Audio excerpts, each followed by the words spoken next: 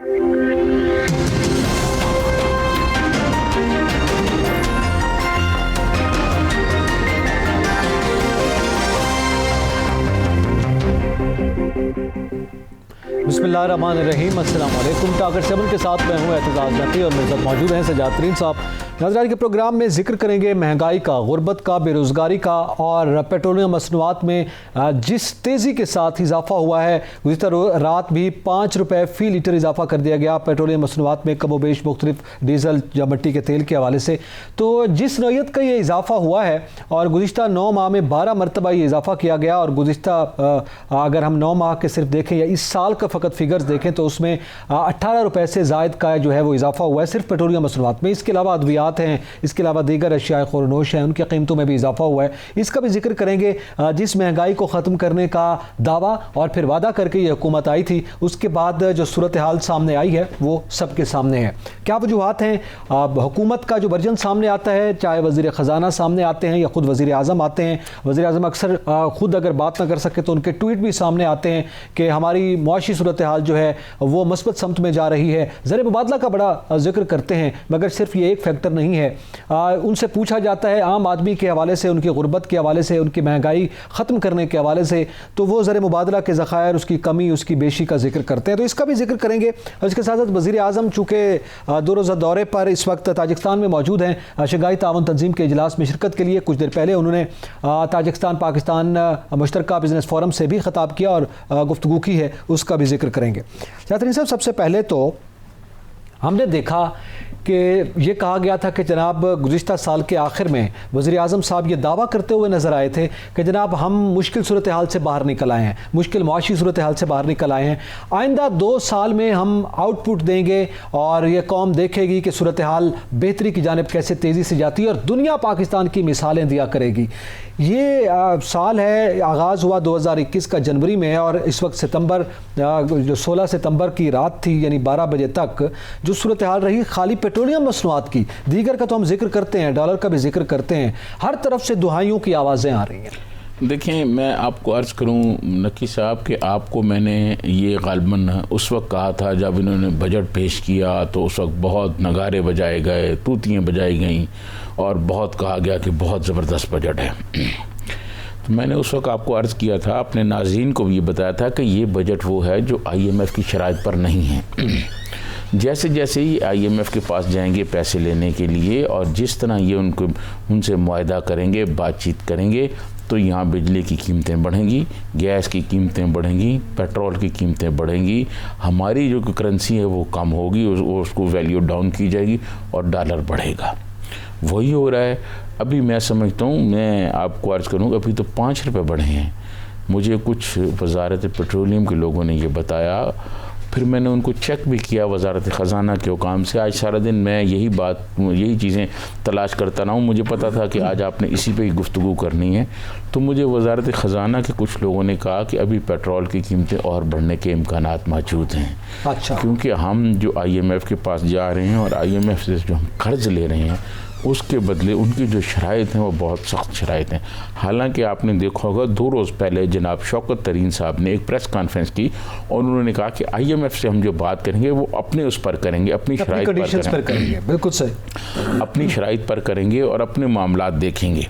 लेकिन मुझे ऐसे लगता है कि IMF में जाने से पहले ही उन्होंने ये सूरत हाल पैदा कर दी और कीमतें इतनी बढ़ा दी हैं कि लोगों की चीखें निकल आई हैं। अच्छा, इस हवाले से गुफ्तगू करने के लिए हमारे साथ इस वक्त लाइन पर मौजूद है पाकिस्तान पीपल्स पार्टी के मारूफ रहनुमा हैं जनाब फैसल करीम कुंडी साहब। बहुत शुक्रिया फैसल करीम कुंडी साहब वक्त देने का। सर, आपसे जानना चाहेंगे, डॉलर की कीमत में भी इजाफा हुआ, पेट्रोलियम मसनूआत की कीमतों में भी मुसलसल इजाफा हमें देखने में मिल रहा है। जो सूरत हाल इस वक्त पहुंची हुई है उसमें हुकूमती वर्जन ये सामने आ रहा है कि हमारी मुआशी सूरत हाल जो है वो मुस्बत समत में गामजन है, और फिर हुकूमत की जानिब से जो मौक़िफ़ सामने आता है वो ये भी है कि इसमें हमारा कोई कसूर नहीं। गुज़िश्ता हुकूमतों ने जिस तरह से कर्ज लिए हैं, ज़ाहिर है जब उनको वापस करना पड़ता है तो मईशत पर बोझ पड़ता है और वो खमियाजा हमें भुगतना पड़ रहा है। बिस्मिल्लाहिर्रहमानिर्रहीम। देखें, ये हुकूमत तो यही बात करेगी। माजी में जब पेट्रोलियम की कीमतों में इजाफा होता था तो ये कहते हैं कि जी पेट्रोलियम बम जो है अवाम पे गिरा है। अब जब पेट्रोलियम की कीमतों में इजाफा होता है तो अब कहते हैं कि जी हमने अवाम की सहूलत की 10 रुपए की बजाय 5 रुपए हमने जो है कीमत बढ़ाई। तो अब सबके सामने देखें, माजी में इनके ये वज़रा कहते थे कि जी 40 रुपए लीटर होना चाहिए, और ये जो पेट्रोलियम लेवी है ये हुक्मरान जो है अपने घरों को लेके जा रहे हैं। तो क्या आज इमरान खान साहब बताएंगे कि पेट्रोलियम लेवी आप घर लेके जा रहे हैं, आपके घरों पे जा रहे हैं या कहाँ जा रहे हैं?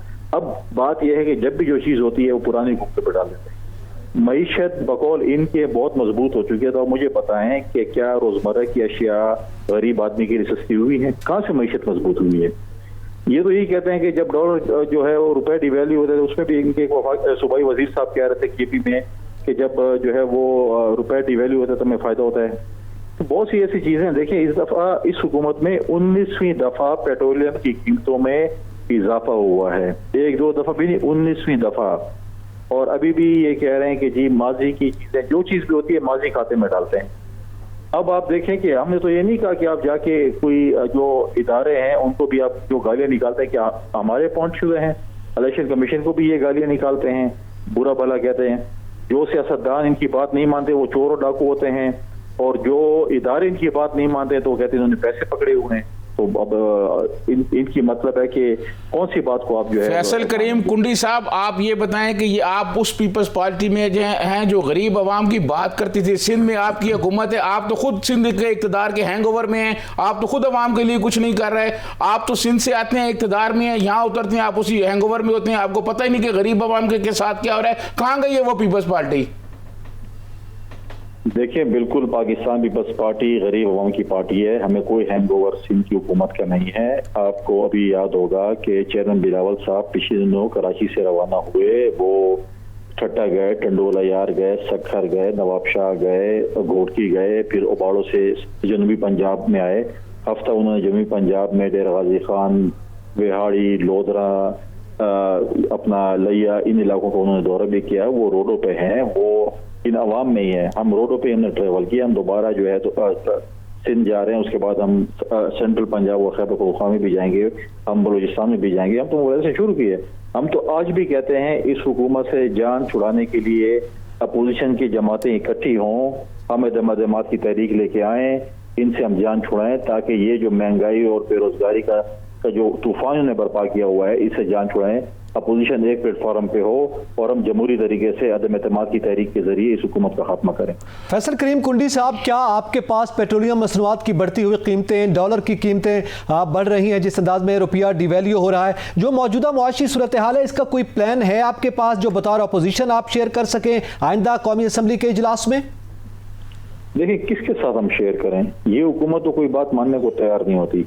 जब कोई फैसले होते हैं, बातें होती हैं, वो कहते हैं हम हुकूमत में हमारी मर्जी, हम जो कुछ करें। जो काम नहीं करने वाले होते फिर वो कहते हैं पार्लियामेंट करें। फ्रांस की सफीर की बेदखली की बात आई तो कहते हैं पार्लियामेंट फैसला करे। बाकी फैसले अगर है वो कहते हैं हमने तो ऑर्डिनेंस पास कर लिया, हमारी मर्जी में हुकूमत में हम अपोजिशन से मशवरा करें या ना करें, हमारी मर्जी है। देखें, अगर आप जो हैं आप कह रहे हैं मईशत बेहतर हुई है तो आप पेट्रोल की कीमतें कम करें। आपका ज़रिए मुल्क है, आपको ज़राअत पे जो है इन्हिसार करना चाहिए। इस दफा बकौल इनके कि हमारी बम्पर क्रॉप हुई, पाकिस्तान की तारीख में गंदम की बम्पर क्रॉप हुई है, लेकिन इस वक्त भी हम गंदम जो है वो इंपोर्ट कर रहे हैं। हमारे दौर में जब हमारी हुकूमत थी हम गंदम इंपोर्ट कर रहे थे, और जब हम जा रहे थे, बल्कि अगले साल जब हमारी हुकूमत थी हम गंदम एक्सपोर्ट कर रहे थे। ये तो इनकी सूरत हाल है कि बम्पर क्रॉप होने के बावजूद भी आप गंदम जो है वो इंपोर्ट कर रहे हैं। आपके गन्ने की बम्पर क्रॉप है लेकिन चीनी महंगी है। तो ये तो सूरत हाल है। फैसल करीम कुंडी साहब, ये पीपल्स पार्टी जो है ये अवाम से बिल्कुल इसका कोई नाता नहीं है। ये आपने कहा कि जी हम सड़कों पे हैं, वो तो बिलावल भुट्टो साहब सैर व तफरी करते फिर हैं। कौन सी मज़ाहमत की तारीख आप चला रहे हैं? सिंध में करप्शन के पहाड़ खड़े कर रहे हैं, स्कूलों के लिए आपने बेंच खरीदे हैं और वहाँ तारीखी करप्शन हो रही है। इसके अलावा आप बताएं पीपल्स पार्टी क्या कर रही है अवाम के लिए? देखें, ये आपके ख्याल में तो हम सैर व तफरी पे हैं, लेकिन हम सैर व तफरी पे नहीं है। आपका अपना एक तजज़िया है सैर व तफरी का। हम साउथ पंजाब में हम गए हैं, हमने वर्कर कन्वेंशन किए हैं, हम लोगों से वहाँ पर मिले हैं, हम वहाँ के मीडिया के नुमाइंदों से मिले, हम वहाँ के ब्यूरो चीफ से मिले, हम उनके साथ डायलॉग किए, हम बैठे हैं, हमने अपना उनके सामने जो है वो प्लान भी रखा, हम उनके साथ बातचीत भी की, हमने मोबिलाइजेशन वहाँ पर की, हमने लोगों को शामिल किया। आप कह सकते हैं कि हम सैर व तफरीह पे थे। फैसल करीम कुंडी साहब, आपने जनूबी पंजाब जो है वो जागीरदारों के हवाले किया हुआ है। यूसुफ रजा गिलानी जागीरदाराना पस मंजर रखते हैं, उनके कजन जो है अहमद महमूद वो जागीरदार रहे। जागीरदारों को आपने पार्टी हवाले की हुई है और आप कहते हैं हम आवाम की खिदमत करेंगे और आवाम के पास जाएंगे और ब्यूरो चीफ को मिले। इनसे मिलने से क्या होगा? आपने पार्टी तो उठा के जागीरदारों के डेरों में रखी हुई है। देखें, ये तो आपका एक वो है कि यूसुफ रजा गिलानी साहब जब वजीर आजम थे, उन्हें पार्टी के लिए कुर्बानी दी, वो पार्टी के लिए जेल भी गए।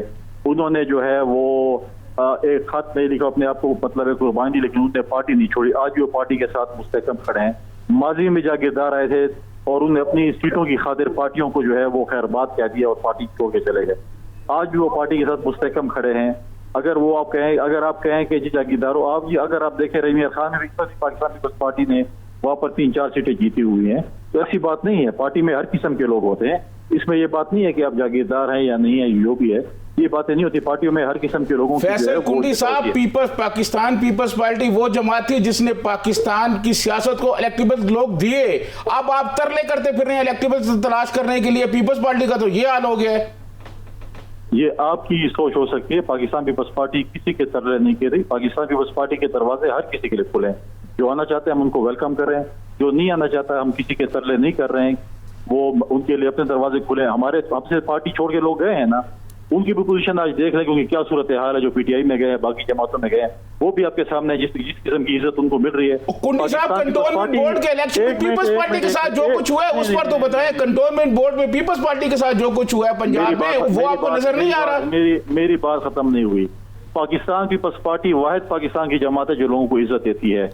बाकी पार्टी हमने देखी है जिस तरीके से लोगों को इज्जत मिलती है, वो हमने भी देखे हैं और आपने भी देखे होंगे। कंटोनमेंट बोर्ड के इलेक्शन आए, बिल्कुल पाकिस्तान पीपल्स पार्टी ने माजी से ज्यादा सीटें जीती हैं, इसमें कोई दूसरी राय नहीं है। अगर आप कंटोनमेंट बोर्ड को पाकिस्तान की इलेक्शन का पैमाना रखते हैं तो फिर तो पाकिस्तान पीपल्स पार्टी ने पहले से ज्यादा सीटें जीती हैं। हमने कश्मीर में भी अच्छा परफॉर्म किया है। अब ये हुकूमत गैरत का मुजाहरा करे और जुर्रत का मुजाहरा करे, बल्दियाती इलेक्शन करा ले, फिर पता चल जाएगा कि कौन कितनी सीटें। कुंडी साहब, जाते जाते एक सवाल मैं आपसे कर लूँ, मेरा ये आखिरी सवाल है, और वो ये कि जो मौजूदा मुआशी सूरत हाल है, अवाम ज़ाहिर इस वक्त पीस रहे हैं और वो देख रहे हैं कि कोई मसीहा आए और हमारे जो दर्द हैं उसका कोई दवा किया जाए। क्या पाकिस्तान पीपल्स पार्टी के प्लेटफॉर्म पर कोई एहतजाज मुतवक्के है कि सड़कों पर आएँ, कोई हुकूमत को टफ टाइम दिया जाए? ये तो ज़ाहिर है वर्कर्स कन्वेंशन और आपकी पार्टी की ऑर्गेनाइजेशन चलती रहेगी। बिल्कुल, हमारे पूरे पाकिस्तान में हम बिल्कुल एहतजाज कर रहे हैं। खैबर पख्तूनख्वा की हमारी सूबाई तंजीम ने पिछले दिनों अपना पूरा एक जो है प्रोग्राम पूरे सूबे के अजला को दिया है। वहाँ पे पार्टी, हमारी तंजीम, हमारे पार्टी के वर्कर वहाँ पर एहतजाज कर रहे हैं। बाकी सूबों में हमारे एहतजाज होंगे, हम बिल्कुल हर फोरम पे भी करेंगे। लेकिन मैं एक दफ़ा फिर आपकी तरफ से अपोजिशन जमातों से कहूँगा कि आए हम इकट्ठे हों और इस हुकूमत के खिलाफ अदम एतमाद की तहरीक लेके आए और इस हुकूमत से छुटकारा हासिल करें। बहुत शुक्रिया फैसल करीम कुंडी साहब, आपने कीमती वक्त दिया और हमसे गुफ्तगू की। नाज़रीन, यहाँ पे वक्त तो एक ब्रेक का, हमारे साथ रहिएगा।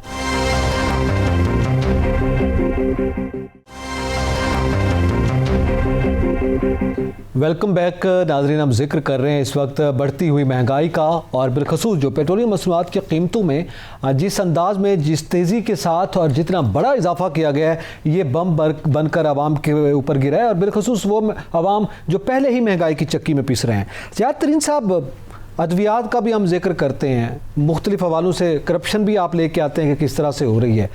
ये पेट्रोलियम मसनूआत की कीमतों में इजाफे का आपको याद होगा, आज बड़े क्लिप्स भी शेयर हुए थे, मुख्तलिफ पुरानी तस्वीरें लोगों ने निकाल कर शेयर की हैं और वो ये बताया गया कि उसमें एहतजाज हो रहा था और ये कहा गया था कि जनाब पेट्रोल की कीमत 40 रुपये की जाए। PTI कर रही थी नवाज शरीफ दौर में, जब उस ज़माने में कुछ इजाफा किया गया था, धरना कर रहे थे। धरने से के अलावा भी लाहौर में कुछ एहतजाज थे, तो उसमें ये बड़े फिगर्स देते थे। असद उमर साहब बड़े फिगर्स दिया करते थे, ये देखें लेवी टैक्स जो है ये ज़्यादती है, इसको निकाल दिया जाए, आलमी सतह से अगर मवाजना कर दिया जाए और अपना टैक्स भी हम रखें तो तब भी हमारी कीमत जो है वो 40 रुपए से ज़्यादा नहीं होनी चाहिए। आज असद उमर साहब से एक सहाफ़ी ने सवाल किया, आप ये कहा करते थे, उन्होंने कहा मैंने तो कोई ऐसी बात नहीं की। देखिए, मैं आपको अर्ज़ करूँ, बात ये है नकी साहब, महंगाई होती है ना, तो महंगाई में अगर आटा महंगा होता है तो आप अगर 2 रोटियां खा रहे हैं ना, तो आप 1 रोटी खा के गुजारा कर सकते हैं। चलें आप एक रोटी खा लेंगे, लेकिन दवाई जब महंगी होती है तो दवाई आपको पूरी खानी पड़ती है। बिल्कुल सही। डॉक्टर उसमें लिख के देता है। यार ये कैसी गवर्नमेंट है, ना ये दवाइयों को कंट्रोल कर सकती है, ना ये आटा कंट्रोल कर सकती है, ना ये पेट्रोल कंट्रोल कर सकती है। Prime minister Imran Khan googly सिर्फ चला सकते हैं भाई। ये तो अभी तक पिछली इनकी 3 साल कारकर्दगी में ये साबित हो गया है कि इन लोगों को हुकूमत चलाने का कोई पता नहीं, इन लोगों को पता ही नहीं है कि हुकूमत कैसी होनी है। और इन्होंने जो मांगे तांगे लोग जमा किए हैं, कुछ पीपल्स पार्टी के, कुछ मुस्लिम लीग नून से, कुछ काफ लीग से, कुछ और इधर उधर से आ गए हैं, वो इन्होंने जमा कर लिए हैं। प्राइम मिनिस्टर इमरान खान बड़े जोश जज्बे से कहते थे कि मेरी 22 साल स्ट्रगल है। 22 साल स्ट्रगल में आप मुझे बता दें, इनके पास 5-7 लोग भी हैं कोई डिपार्टमेंट के, कोई इतने जो माहिर हों अपने अपने डिपार्टमेंट। वजीर खजाना तक तुला नहीं सके, वजीर खजाना शौकत तरीन का, पीटीआई का, ठीक है जी। इससे पहले भी हफीज शेख, शौकत तरीन, पीपल्स पार्टी के लोग आप लेके काम कर रहे हैं। आप कहते हैं जी हम रियासत मदीना बना रहे हैं। आप यकीन करें पेट्रोल की कीमत जब बढ़ती है नकी साहब, ऊपर से नीचे तक गाँव देहात में, हाँ पहले ये होता था वो जो चोर डाकू जिनको प्राइम मिनिस्टर इमरान खान कहते थे, प्रेसिडेंट जरदारी के ज़माने में या नवाज शरीफ साहब के ज़माने में महंगाई जब होती तो शहरों में ज़्यादा महसूस होती थी। गाँव और दही एरिया जो हैं हमारे काश्तकारों पे इतनी नहीं महसूस होती, क्योंकि गंदम घर की होती थी और बाकी कुछ चीज़ें घर की होती थी सब, तो वो इतनी महसूस नहीं होती थी। आप यकीन करें मैं सरायकी वसेब के इलाके में गया हूँ, शहर से ज़्यादा लोग जो हैं वो गाँव और दही एरिया के लोग जो हैं वो ज़्यादा परेशान। डीजल की कीमत बढ़ती है तो वो चूंकि नहरों में तो पानी नहीं है, वो फसलों को पानी डीजल की बुनियाद पर लगाते हैं ना, जो वो पानी का उन्होंने किया हुआ है। बिजली बढ़ाते जा रहे हैं जी, आप पेट्रोल बढ़ाते जा रहे हैं, आप दवाइयाँ बढ़ाते जा रहे हैं, ज़रूरी मुल्क के आपने आटे की कीमतें बढ़ा दी हैं, लोगों की पहुंच से बाहर हो गए। और जो आटा यूटिलिटी स्टोर पर बिकता है जनाब प्राइम मिनिस्टर, वो कभी आप खरीद के लें और आप खुद खाना खाएं, आप देखें फिर क्या होता है। सर वो क्या सुनेंगे, वो दोशंबे में अभी आप वो पहले ही चले गए, उन्होंने कहा बढ़ा दो और इधर से वो बाहर निकल गए। हमारे साथ लाइन पर मौजूद हैं जायद खान साहब, ANP के मारूफ रहनुमा है, किसी तारुफ के मोहताज नहीं। बहुत शुक्रिया जायद खान साहब वक्त देने का। सर हमारा सवाल ये है कि ये पेट्रोल की कीमत बढ़ गई, बहुत जुल्म हुआ, डॉलर के मुकाबले में रुपए की कदर में कमी हुई, बड़ा जुल्म हुआ इस हुकूमत में, अद्वियात की कीमतों में इजाफा हो रहा है, बड़ा जुल्म हो रहा है। इसी तरह आम आदमी जिस चक्की में पिस रहा है, ज़ाहिर है वो जुल्म की दुहाई दे रहा है। कहाँ हैं आप और आपकी अपोजिशन? देखिए एक बात वाज़ेह है कि ये जो मौजूदा हुकूमत है वो जिस दिन चाहे आवाम के लिए तो मुश्किलात है, इसमें कोई शक नहीं है कि अपोजिशन का वो रोल नजर नहीं आ रहा है या किरदार नजर नहीं आ रहे जो उनको अदा करना चाहिए। लेकिन सबसे बड़ी बात तो उस हमारे जो सेलेक्टर्स के हैं कि जिसको ऐसे बंदे को इस कौम पे सेलेक्ट किया कि अब इस कौम का, मैं 22 करोड़ आवाम से पता नहीं, इमरान खान का तो कोई दुश्मनी होगी, लेकिन उस सेलेक्टर से क्या दुश्मनी, उस सेलेक्टर्स के तो बड़ी इज्जत मिला है इस 22 करोड़ के आवाम ने, वो उनके टैक्सेस से उसके सब चीजें पूरा हो रहे हैं। तो समझ नहीं आते हैं कि एक ऐसे बंदे को क्यों मुसल्लत किया कि जो मुल्क का बेड़ा गर्क कर दिया। देखिए पेट्रोल बढ़ाते हैं, ये कहते कि जी वो ज्यादा बेचते, उग्र वाले कहते उन्हें तो 1 रुपए बेच दिया था, 5 रुपए बढ़ा दिया। तो वो सुना कि तजवीज 1 रुपए की दी गई थी, 5 रुपए इन्होंने बढ़ा दिया। ये पहली दफा हुआ है वैसे। ये झूठ है सारा। अच्छा। आपको याद होगा कि इमरान खान की तकरीरें सुनाओ ना, वो कहते कि 1 रुपए अगर पेट्रोल में बढ़ता है तो प्राइम मिनिस्टर डाकू होता है, चोर होता है, वो करप्ट होता है। तो वैसे इमरान बताए ना, ये तो जब से आए तो रोज ही करप्ट ही। जाहिद खान साहब आप मुझे ये बताएं, आप उस पार्टी में हैं जो वली खान बाबा की पार्टी है, जो जुल्फकार अली भुट्टो जैसे मजबूत प्राइम मिनिस्टर के सामने खड़ी हो गई थी और एहतजाज किया था। आज वो पार्टी गरीबों के साथ कहीं नजर नहीं आती और उसका लीडर जो है कहीं लेट गया है, बीमार है, और बाकी लीडर जो है वो नजर ही नहीं आते, एक प्रेस कॉन्फ्रेंस करके चले जाते हैं। ये क्या धोखा आप आवाम से कर रहे हैं? देखिए जी, हमारे जितना शौकत है या जितना हम है, हम तो खड़े हैं।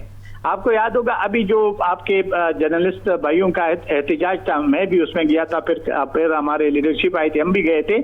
अब कोई उठे तो चले ना, ये आप सही बात कह रहे हैं, लेकिन पहले तो ऐसे होता था कि सारे पॉलिटिकल पार्टीज मिलकर एक अलायंस बनाते थे और आगे एक जदोजहद चलती थी। बदकिस्मती से मौजूदा जो हमारे सेलेक्टर है उसने ऐसे सबको डराया है, सबको इसने धमकाया है। आपके मीडिया के ऊपर क्या क्या जुल्म और डांटे डाले गए, आपके एंकर पे कितने एंकरों को निकाल दिया प्रेशर हाउसेस पे प्रेशर डाल के, आपके जर्नलिस्टों को रोज जो सच कहते हैं सच बोलते हैं उसको उठा के मारते हैं और फिर छोड़ते हैं। तो ये और अभी ये जो ऑर्डिनेंस ला रहा है या जो कानून ला रहा है उसके जो जबान बंदी तो पहले है, काटना चाहते हैं। मैं कहता हूँ कि इस वक्त इस मुल्क के लिए जिस तबाही की तरफ लेके गए शायद मशरक़ पाकिस्तान लोग भूल जाएंगे। जो सूरत हाल बनती आ रही है वो एक खाना जंगी की तरफ जाएगा। आप मुझे बता दे कि हम तो जाके अफगानिस्तान की बात करते नहीं, बाकी अफगानिस्तान एक सॉवरेन मुल्क है, वो अमेरिका को नहीं बर्दाश्त किया, उसने रूस को बर्दाश्त नहीं किया, उसको अंग्रेज को नहीं किया। हम किस बात की मूल्य है कि हम जाके उनकी हुकूमतें बनाते हैं? हमारा हैसियत क्या है? हमारा खुद तो यही हाल है कि हम 170 उनके 102 रुपए पे, उनके डॉलर पे 102 पे है और हमारे 170 पे है। तो हम देखिए वो गरीब मुल्क जो अभी तक 50 साल से जंगजदा है, अभी भी खून खराब उधर हो रहा है, अभी भी सिविल वार की तरफ जा रहा है, लेकिन वो फिर भी हमसे बेहतर है। हम उनको जाहिद खान साहब अपोजिशन की पार्टियां बिखरी हुई हैं, हुकूमत जो है वो आए रोज महंगाई कर रही है, गुर्बत बेरोजगारी बढ़ रही है, तो गरीब अवाम को आपने लावारस छोड़ दिया, ये समझा जाए कि अब ये लावारस हो गई हैं? नहीं, देखिए आज हमने ऐलान कर दिया, हम अपने सारे सूबों को कह दिया, लेकिन पहले खैबर पख्तूनख्वा को तो कहा कि अभी 2 दिन के बाद सारे जितने भी डिस्ट्रिक्ट है उसके हेडक्वार्टर्स में मुजाहिरे करे महंगाई के खिलाफ, क्योंकि इस वक्त मुल्क में और खासकर आम ये देखे अभी गरीब की बात नहीं है, जो सफेदपोश है, जो मिडिल क्लास है वो भी तबाह बर्बाद हो गए। अभी इस मुल्क में कोई भी नहीं, सारे गरीबी गुर्बत की तरफ जा रहे हैं। वो जो थोड़े बहुत कोई सरमाएदार या वजीर या मशीर होंगे जो हराम का पैसा खा रहा होगा, जो बंदा अपने से गुजारा कर रहा था वो भी उस गुजारे से गुजर गया। हम लोगों ने अभी पहले अपनी सूबे में कर दिया, बाकी सूबों में भी हम ऐलान करवा रहे और हम कह रहे हैं हम अपना जरूरत तो कर रहे हैं। जाहिद खान साहब, क्या जैसे आपने कहा कि पार्टियां बिखर गई हैं, अलायंस नहीं हो पा रहा, इसलिए एक मौसर एहतजाज नहीं कर पा रही अपोजिशन पार्टीज, आपके पास एक प्लेटफॉर्म था पीडीएम का, वो तो आप खुद छोड़ के आए हैं, और क्या आप ये एतराफ करते हैं कि अब अलग अलग जो पार्टीज हैं वो इतनी सख्त नहीं रखती कि वो एक मौसर एहतजाज कर सकें? देखिए जी, हमेशा के लिए ऐसा रहा है ना कि किसी भी पॉलिटिकल पार्टीज ने किसी के ऊपर अपना सोच मुसलत नहीं किया। जितना भी, अगर आप सजातरीन साहब को पता है, जितने भी इस मुल्क के अंदर तहरीक चलिए जो अलायंस बनी है, बदकिस्मती से इसमें ऐसा हुआ कि जो पीडीएम था, पीडीएम में फिर उन लोगों ने जिस हद तक चले गई कि एक पार्टी दूसरी पार्टी को कैसे शोकास नोटिस दे सकते हैं, जिसकी वजह से खराबी पैदा हुई। हम चीख रहे थे, हम कह रहे थे कि भाई ये शोकास मोकास वाला काम छोड़ दो, ये चीजें होते रहती है, इख्तिलाफ आती हैं, लेकिन जब सरबराह इजलास बैठते हैं फिर उसमें इस मसाइल के हल ढूंढते निकालते। लेकिन बदकिस्मती से किसके कहने पे हुआ, क्यों हुआ, कैसे हुआ, तो आप सही कह रहे हैं कि वो पीडीएम अगर न टूटता तो शायद आज ये नौबत न होती जो हम देख रहे हैं, जो आवाम के साथ हो रहा है। आवाम ने जब पीडीएम बना था तो आवाम ने उनको लब्बैक कहा था, आवाम उनके साथ खड़े थे, और आपने देखा कि लाखों की तादाद में जलसे जुलूस हो रहे थे। लेकिन जब हर एक पॉलिटिकल पार्टी ने अपने उफाद के खातिर किसी और तरफ के रुख की तरफ देखा और हर एक ने कोशिश की कि मुझे सबसे पहले कोई छतरी मिल जाए, तो उसके वजह से वो तहरीक का भी उस तरह शरादा भी कर गया और अवाम में मायूस हो गए। अभी जाहिद खान साहब, अपोजिशन के तमाम लीडर जो हैं उन पर करप्शन के इल्जामात हैं, उनके मुकदमात चल रहे हैं, वो अपने मुकदमात और करप्शन के केसेस से निकलने की कोशिश कर रहे हैं। अवाम को तो कुछ नहीं, अवाम के लिए तो कोई नहीं सोच रही अपोजिशन। ये मैं बिल्कुल आपको सजातीन साहब से मुत्तफिक हूँ, यही तो खराबी है। हालांकि जब भी आपने देखा पहले लीडरशिप इस पाकिस्तान में होता था, कभी कोई लीडरशिप जेल से नहीं डरा, कोई कोड़े से नहीं डरा, कोई फांसी के कोटे से नहीं डरा, और हर एक खड़ा हुआ था। आपने जिस तरीके से तहरीक है, आपने मुझे कहा कि आपकी तहरीक उस वक्त थी, हमारी तहरीक अयूब खान से लेकर मादरी मिल्लत के लिए लेकर आज तक हम तहरीक चलती रही। लेकिन इस तहरीक या इस वक्त जो सूरत हाल है तो बज़ाहिर माशाल्लाह नहीं, लेकिन एक पपड़ को आगे बिठाया, पीछे से तो वही तारे खींच रहे, सारा वही काम चल रहा है। ये पहले बार हुआ है कि उसने कहा कि बजा के हम आके बैठ जाए, एक बंदे को बिठा दो तो वो गोली उनको लगेगी, हम अपना काम चला रहे। अभी आप मुझे बता दो कि ये जो मौजूद है हुक्मरान है, इनकी कौन सी बात चलती है, कौन सी बात मानी जाती है, कौन सा उसका वो चलता है।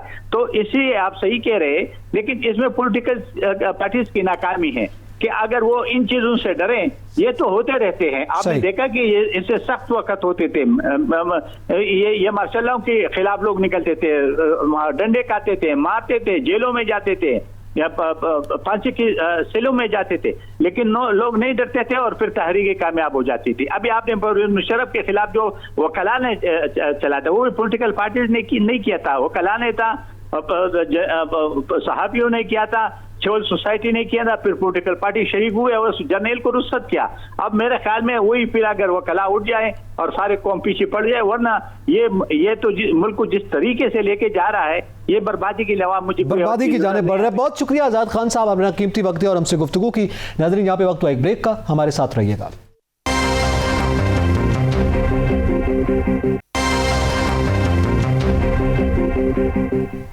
वेलकम बैक नाजरीन। बात कर रहे हैं उस आवाम की जो मौजूदा दौरे हुकूमत में, ख़ुसूसन इस 3 साल दौरे हुकूमत में जिस तरह से महंगाई की चक्की में पिस रही है और इस वक्त जो सूरत हाल और जो दुआइयाँ और चीखें निकल रही हैं, लावारिस लग रही है। ज़्यादातर सब अपोजिशन की आपने गुफ्तगू सुन ली, पीपल्स पार्टी का भी मौक़िफ़ सामने आया, ANP का भी सामने आया। ज़ाहिर है PTM का प्लेटफॉर्म तो नहीं है, लेकिन ऐसा लगता है कि अपोजिशन की अपनी एक तो वो सियासी मजबूरियां जिसका अभी जिक्र किया गया, उन पर केसेस हैं, वो सारा कुछ है। दूसरा, आपस के जो इख्तलाफात हैं सियासी जमातों के, वो भी आवाम पर मुत्तफिक नहीं हो पाए। पहले भी क्या तारीख में ऐसा ही होता रहा?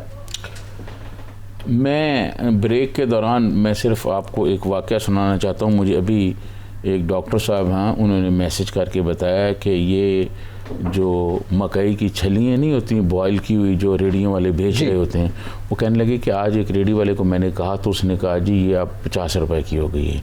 तो मैंने कहा भाई ये क्यों 50 की हो गई है, पहले तो तुम 30 रुपए की दे रहे थे। उसने कहा जी आपको नहीं पता पेट्रोल महंगा हो गया। ये सूरत हाल हो जाती है महंगाई का।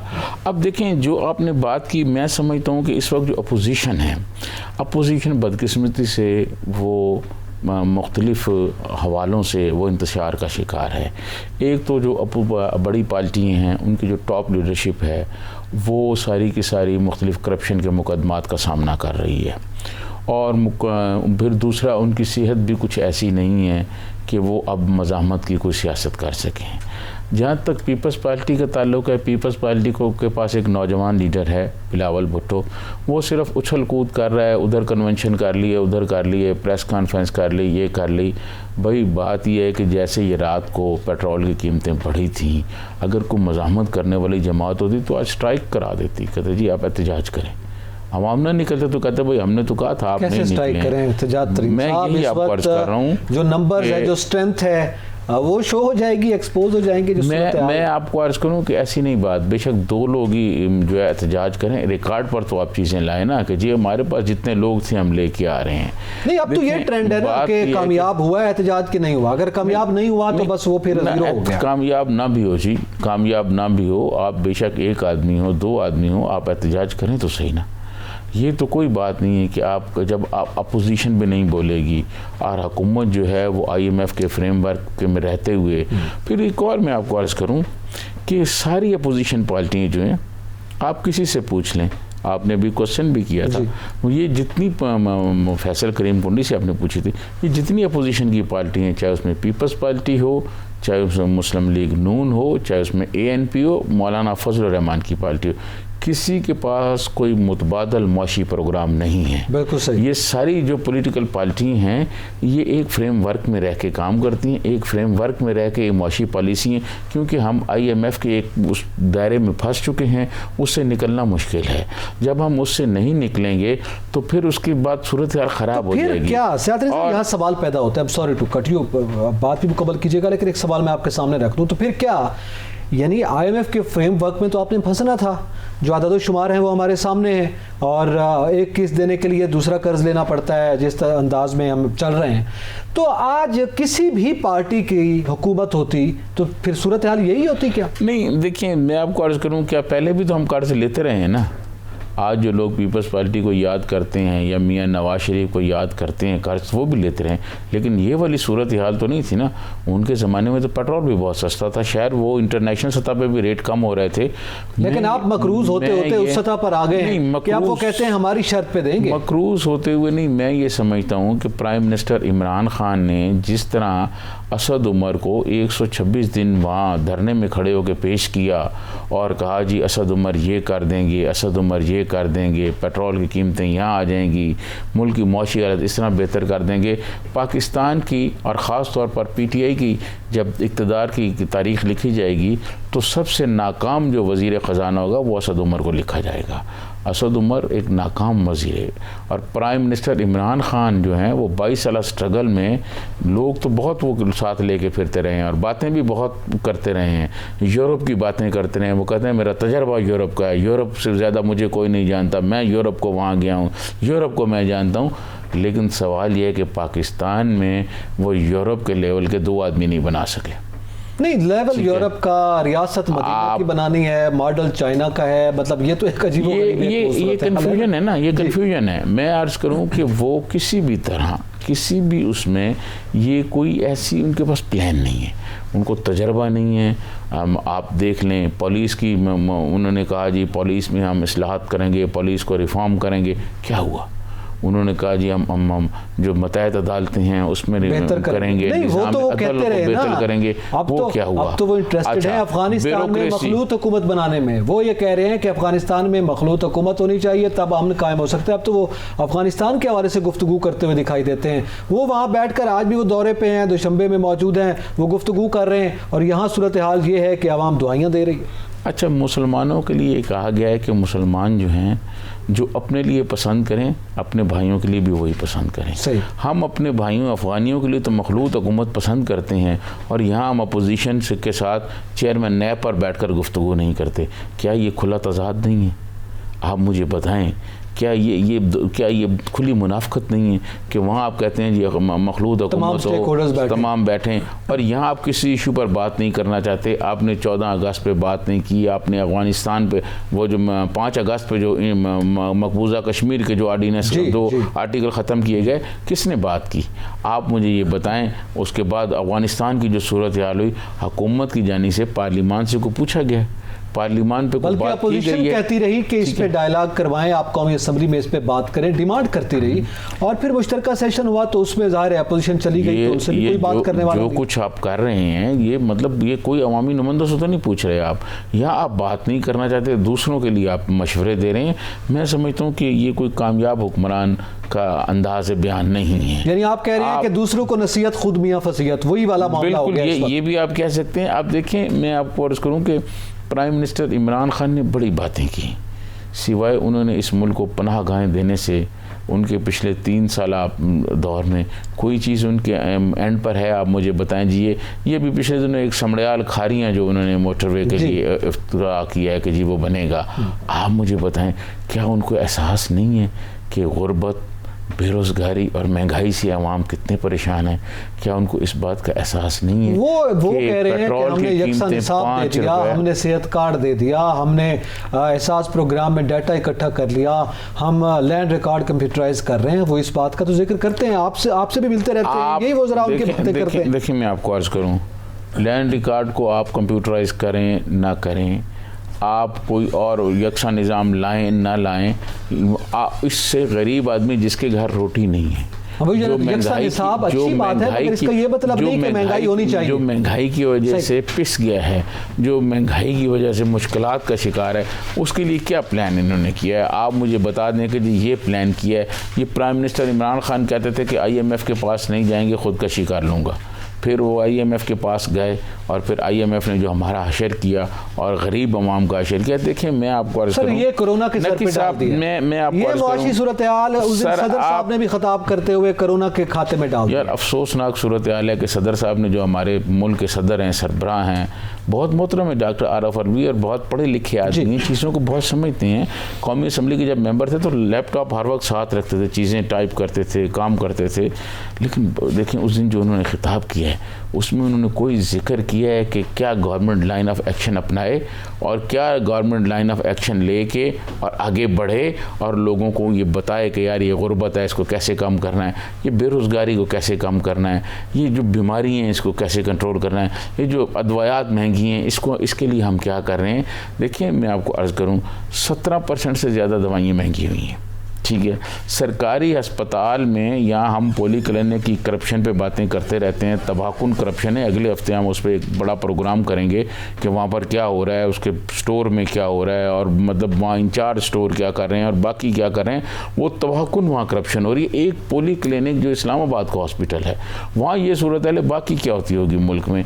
तो मैं ये अर्ज़ करूँ कि ये जो हेल्थ का निज़ाम है इसको बेहतर बनाने की ज़रूरत है। ये जो हेल्थ कार्ड का आप जिक्र करते हैं और मैंने देखा है आप बहुत हेल्थ कार्ड का किसान कार्ड, आप मुझे बताएं कार्ड सर वो कहते हैं, आप जब भी पीटीआई के मुझे बता दें बात करेंगे कह रहे हैं कार्ड दे रहे हैं सर। 22 करोड़ लोग हैं, आप हॉस्पिटल शौकत खानम के लेवल के और शौकत खानम के म्यार के आप हॉस्पिटल क्यों नहीं बनाते सरकारी?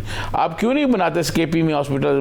पिछले 5 साल भी आपकी हुकूमत रही है, अब भी 3 साल आप हुकूमत में हैं, आप क्यों नहीं शौकत खानम के म्यार का आप मुझे बता दें। प्राइम मिनिस्टर इमरान खान ने कोई एक सरकारी हॉस्पिटल बनाया जो गरीब आदमी जाए, कर्जे तो उतार उस दौरान जो उसके बाद बनेगा ना नक्की साहब, जो गरीब आदमी है, जो बीमार हो रहा है, जो जिसको शुगर है, जो ब्लड प्रेशर का मरीज है, जिसको और बीमारियां हैं, वो क्या करे, वो कहाँ जाए? वो फिर चाइना मॉडल आप मुझे जाए, वो कहाँ जाए? मेरे ख्याल में तो फिर यही उनके लिए वो फिर इंतजार करे, वो फिर इंतजार करे कि जब हॉस्पिटल बनेंगे, जब बाकी चीज़ें बनेंगी तो फिर वो होगा। मैं ये समझता हूँ कि अवाम बहुत मुश्किलात का शिकार है और मुझे सलाम है उन दानशवरों पर भी जो बहुत चीख के गला फाड़ा करते थे शाम को और चौराहे में बैठा करते थे। हमारे चौराहे वाले दोस्त वो भी बड़ी बातें करते थे। आज कम से कम उनको एहसास नहीं है कि अवाम किस हालत में है। यार वो एक जुमला नहीं कहते कि किस तरह की महंगाई और कैसी महंगाई हो रही है और अवाम की क्या हालत है। आप यकीन माने, आप मुख्तलिफ ये फेडरल कैपिटल में हम बैठे हुए हैं, रात को जब हम घर जाते हैं आप देखें हर चौराहे पर छोटे छोटे बच्चे खड़े होते हैं। बिल्कुल सही, ठीक है। और ये पहले भी थे, ये नहीं कि पहले भी हुआ करते थे, लेकिन इतनी बड़ी तादाद में नहीं थे, अब बहुत बड़ी तादाद में आ गए हैं। गुर्बत की लकीर से नीचे जो लोग थे उसका भी लेवल बढ़ा है और फिर जो सफ़ेद पोश तबका था वो अब गुर्बत की लाइन में आ गया है ना। अब जो जैसे अभी ज़ाद खान साहब ने जिक्र किया, मिडिल क्लास बड़ी मुतासर हुई है और मिडिल क्लास जब मुतासर होती है तो उस मुल्क का फिर कोई फ्यूचर जो है वो अच्छा नहीं रहता। अल्लाह करे कि सूरत हाल बेहतर। मैं आपको अर्ज़ करूँ एतजाज़ नकी साहब कि वो मुआशरे जिस मुआशरे में सिर्फ अमीर बहुत हों और या गरीब हों और मिडिल क्लास ना हो, वो मुआशरे नहीं चला करते। बिल्कुल सही, ठीक है। एक तरफ गुर्बत और एक तरफ अमारत। आप देख लें कि लोग यहाँ इसी शहर में 2-2 करोड़ की गाड़ियों पे घूम रहे हैं और दूसरे लोगों के पास खाने के पैसे नहीं हैं, महंगाई है, रोज़गार नहीं है लोगों के पास। वो रोज़गार के लिए हुकूमत जो है कोई इकदामात नहीं कर रही, बल्कि सरकारी मुलाजमों को निकाला जा रहा है। वो एक जज साहब जो हैं वो जाते हुए आखिरी दिन फैसला दे गए हैं, 16,000 जो हैं सरकारी मुलाजमीन वो एक उनके फैसले से वो फारिग हो गए, मुतासर हो गए हैं। यकीनी तौर पर यही सूरत हाल है और जो जाहिर है फिर लिखा जाएगा तारीख में कि फिर किसने क्या किया। मामला ये है कि मुआशी सूरत हाल इस मुल्क की यही है। हुकूमत वक्त को ये देखना है कि आप कर क्या सकते हैं इन हालात में। अगर इस इम्तिहान से आप समझते हैं इम्तिहान का वक्त है तो इस इम्तिहान से हमारी लीडरशिप हमें कैसे आगे लेके जाएगी, हम देख रहे हैं और अभी भी मजीद वक्त है कि सूरत हाल बेहतर हो। बिलखसूस असद उमर साहब वो कैलकुलेशन ज़रा दोबारा निकाल के ज़रा समझा दें हमारे वज़ीर ख़जाना साहब को, ताकि पेट्रोलियम मसनूआत का मामला तो हल हो सके। एतजाज़ नकीर से जातरीन को इजाज़त दीजिए। अल्लाह हाफ़िज़।